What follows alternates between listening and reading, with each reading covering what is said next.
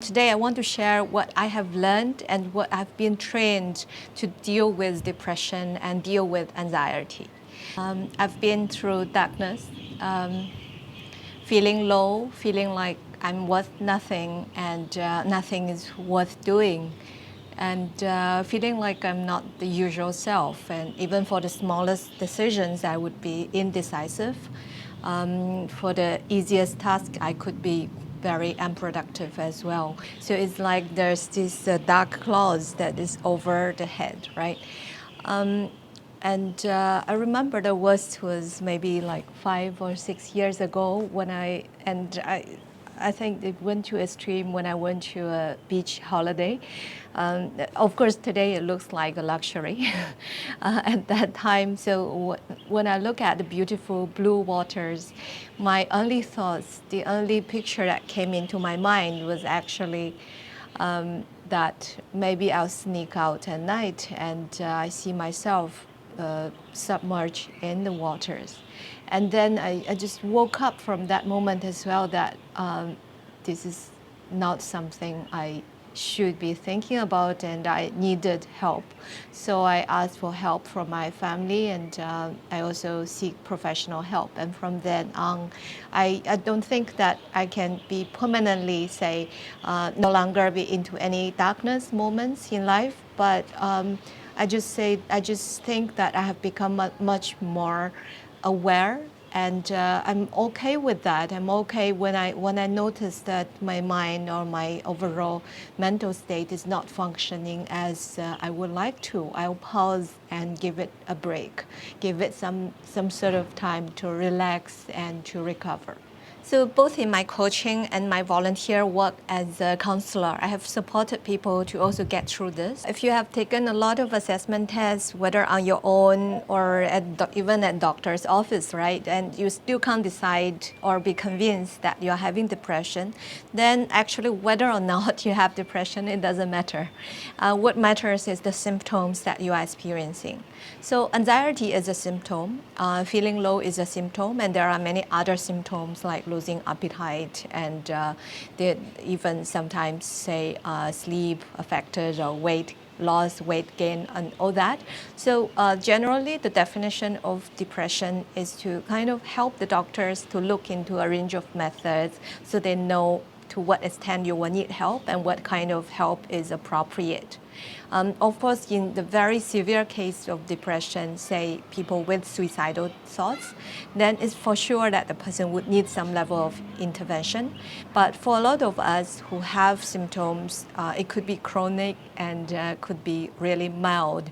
And then that's where we kind of struggle to differentiate, do we actually have depression or anything, by definition. One example is Elon Musk. Recently, he announced that most likely he had COVID-19, but doctors cannot confirm because the results, he did 4 tests and 2 were positive and 2 were negative.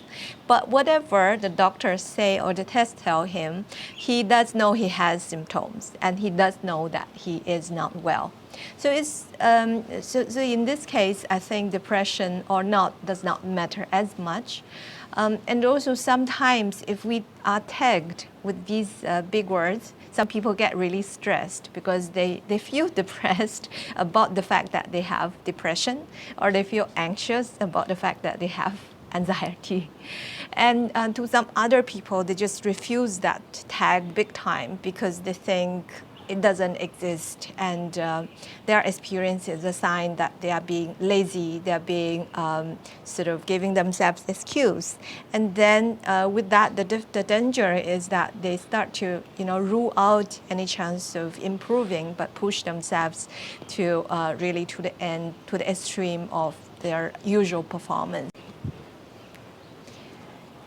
The problem of darkness is not that we fail to see things, but that we get used to the condition of low light and think it is what life is supposed to be.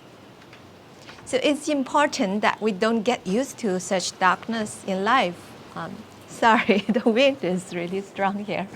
So first step is really to open our eyes wide to see the darkness. I chose a place that's really with glaring sun. So it's like a counter topic to darkness. And I really want to say that it's important we don't get used to darkness in life, but because the chronic unhappiness, chronic low energy really eats us up.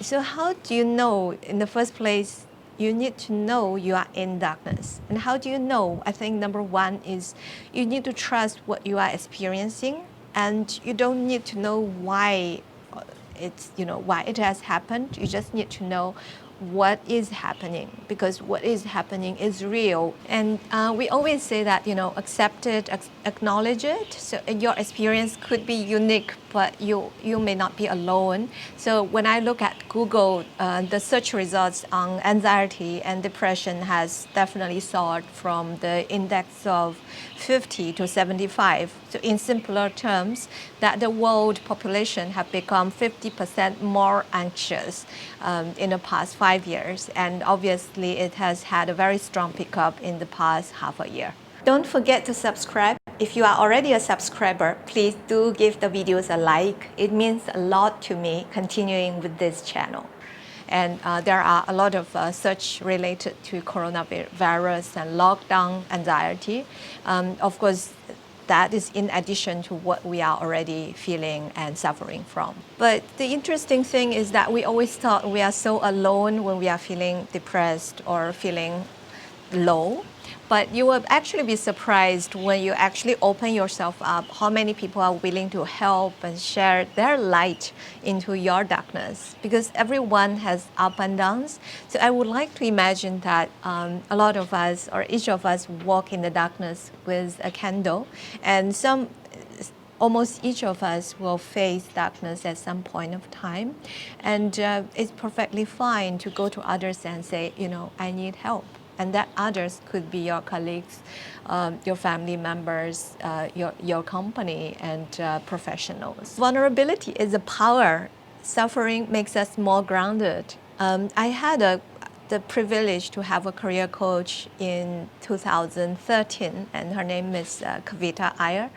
And one thing I would always remember in my life is when I was at that time complaining a lot to her about my suffering and how I'm not getting what I want in life or what I want to achieve in career. And she told me, suffering makes us more grounded.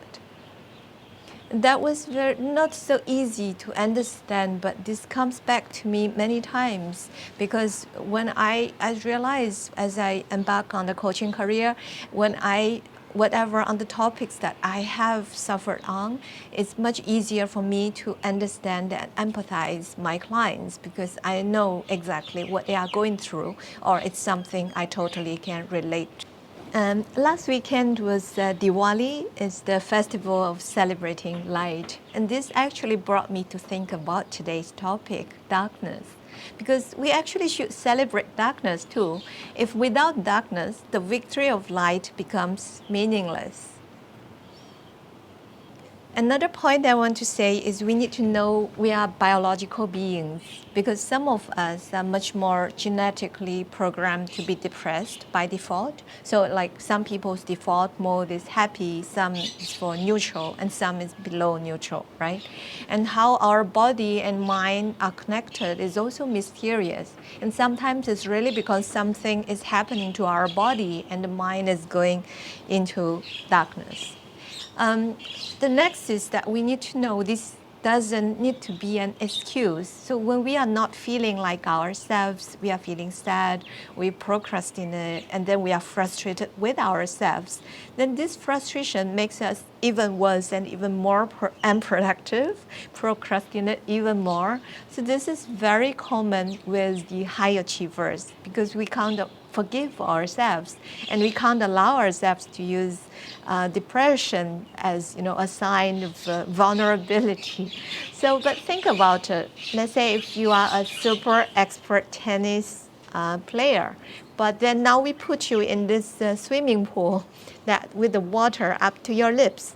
Can you still perform as usual?